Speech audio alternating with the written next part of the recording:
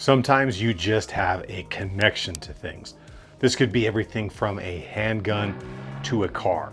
Inevitably, one will just feel more right or better over another.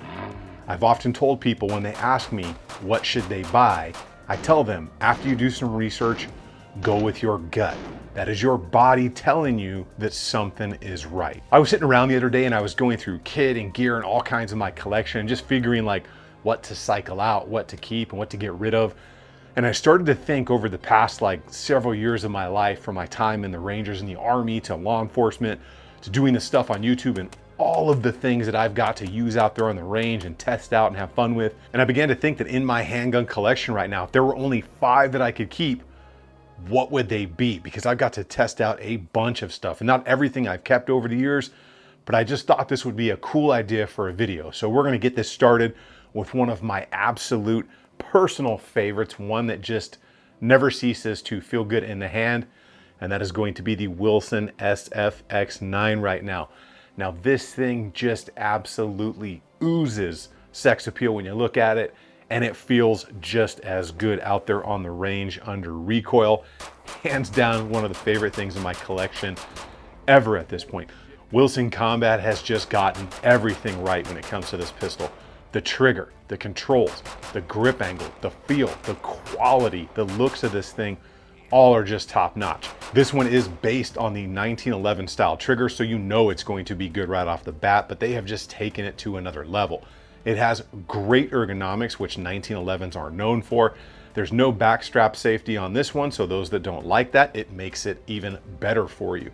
It's got a beautiful tri-top slide design and those noticeable Wilson Combat textures all over the grip, that kind of starburst pattern in there that Wilson puts on pretty much everything. Running this thing on the range just puts an absolute smile on your face.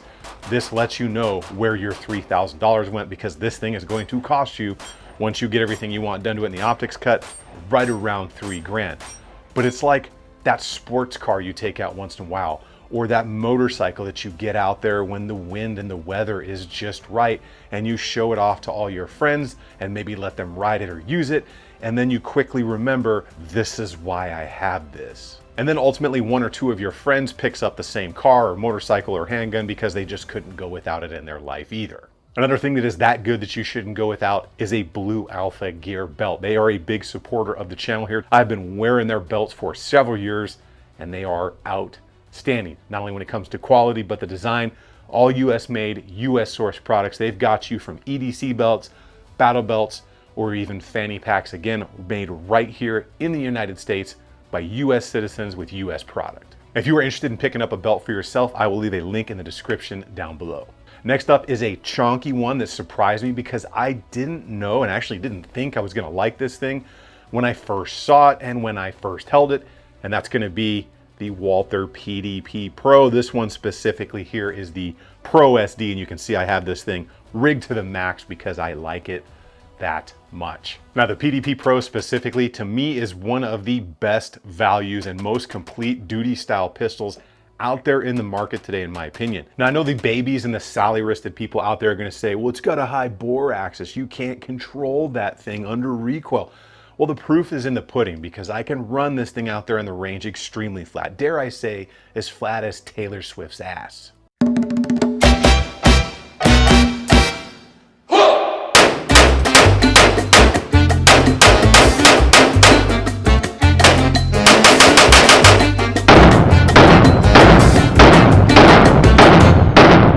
And I think we all know that is pretty flat. So if you can't handle things or keep them pancake flat on there, that's probably a you thing, not a pistol thing, and you should probably seek out just a little bit of training to help you control the recoil.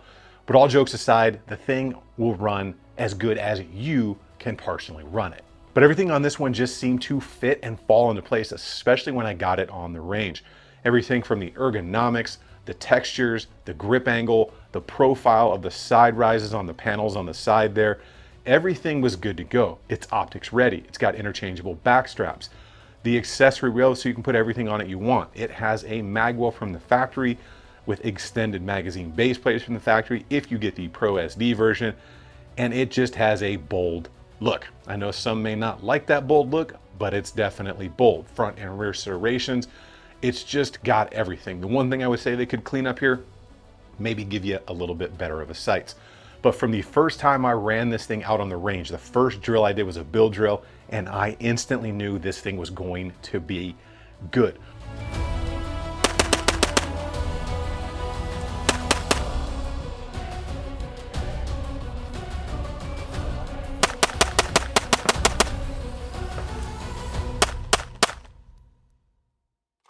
Right off the bat, I was surprised at not only how easily I fell and molded into that pistol, but how fast and accurate I could run that thing while on the clock. And I think I personally own about 6 of these things right now, everything from the F model, which is the smaller grip compact version, all the way through the matched steel frame version, which is absolutely awesome. I did a video with Hunter Constantine on those.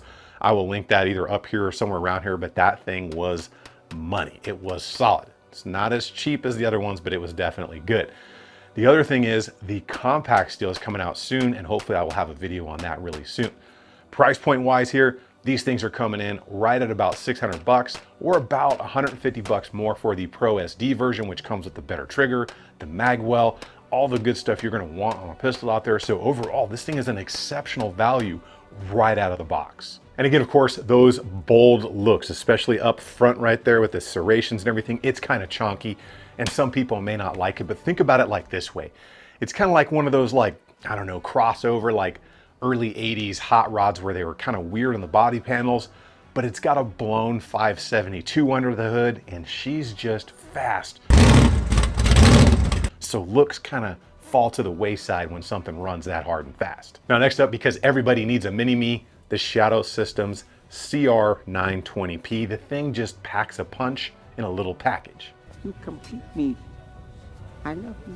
I swear this little fella is like the Lotus Esprit. It is the poor man's supercar. It's got every option packed into a tiny little package and maybe a little extra looks when it comes to the serrations and everything, just like the Lotus did to make it look a little bit faster than it really was. But it really does come with everything when you think about this pistol. For like a micro compact size, you are getting a 13+1 capacity with the extended magazine on there. The best direct to slide optic cut in the industry, at least in my opinion right now. Glock-like internals for ease of care, maintenance, and cleaning, and great sights right out of the box. The texture on this is that sandpaper, which is aggressive yet not abrasive. Double undercuts, an accessory rail, a non-threaded barrel compensated setup here, so all of my people in restrictive threaded states can still run this thing without having to worry about law restrictions and keep that muzzle rise down. This is one of my favorite daily carry pistols that I just go to more and more as time goes on. Now, she ain't the cheapest one of the group, but she really does pack a punch with everything that it comes with. You're gonna be able to find this one for right around 800 bucks. But when you think about it, in the comparison market out there with the sights and the comp and the texture and the double undercuts and everything it's got going on, you're gonna have a lot more if you buy a different branded pistol and try to do all of those things to it. At least as far as I know. If you know anything different, feel free to let us all know in the comments where you can build something like that a whole lot cheaper. And when it comes to that MSRP, sometimes you just got to pay to play. Next up, a little bit more of that hammer fired love, and this one is a true value in the industry as compared to its peers because it comes in like $700 cheaper when you compare model to model and option to option, and that's going to be the Bull Armory TAC 4 1/4, the SAS2 TAC 4 1/4. This thing is absolutely outstanding. You are getting staccato-like performance and feel for 30% or around 30% less. Now, Bull Armory is not easy to get a hold of because they sell almost immediately when they are in stock. But everything here from the grip to the trigger just feels right. It comes with ambi controls, the amazing 1911 trigger that is tuned. It comes with the magwell. It comes with great grip texture. It's optics ready, has the accessory rail, great sights right out of the box, and the 2011 design that many of us know and love. It is an absolute crowd pleaser. Anytime I've had this out on the range with people, they all say how good it is. I have yet to meet a person who does not like the feel, fit, and function of this thing, especially under recoil out on the range, myself included. It is just really hard to beat the value when it comes to the performance and the craftsmanship of the Bull Armory stuff. Now, price-wise, it's kind of all over right now because they're doing a big model changeover and they're going to steel frame versus aluminum frame stuff. So I wanna say these can be had for like right around the 1600-ish mark, I think is what that one was. It could be a little bit different now because of the changes, but when you compare that to like a Staccato Compact or something, you're easily spending like $500 to $700 less when you compare model to model and like feature to feature with Bull and the other big names in the industry. And because we all have an old faithful, or the bottom bitch as it's known out there in the world, the Glock 43X MOS, but it does come at a cost. But this is easily probably my second most carried pistol right now. It has been kind of back and forth for EDC at like number 1 and number 2 for a couple of different reasons. But again, it comes at a cost. Now, out of the box, this thing is going to run just fine. However, it's got arguably one of the worst triggers in the industry out of the box. It has poor capacity, coming in at just 10 rounds as compared to its peers out there. But there are fixes for all of this stuff, to include the grip texture. And I know some of the FUDs out there are gonna mention down below that if you need more than revolver capacity or something like that, like, bro, I don't care. If you wanna leave that comment, go ahead. But if you've ever been in a gunfight or a shooting, trust me, you want all the ammo you can jam in whatever is in your hand at that time, and probably another mag on you somewhere, if not multiple. However, the two biggest things when it comes to the Glock here is the ease of parts, whether it's factory or aftermarket. I've often said even your grandma has got Glock parts either in the attic or the basement. That's just how prevalent they are, whether again it's factory or aftermarket. And just the ease of cleaning, use, doing your own stuff to the Glock, and then the durability and the reliability of them.